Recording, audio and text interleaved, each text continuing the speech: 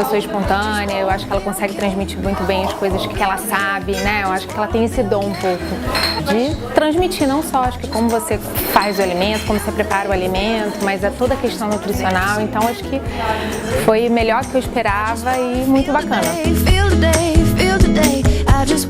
É uma coisa que não está no meu dia a dia, então agora, a partir de hoje, eu já quero incorporar, já quero me aventurar a fazer receitas novas.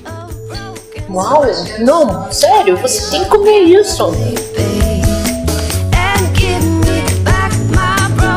Sério, maravilhosa! Eu vou comer o dia inteiro.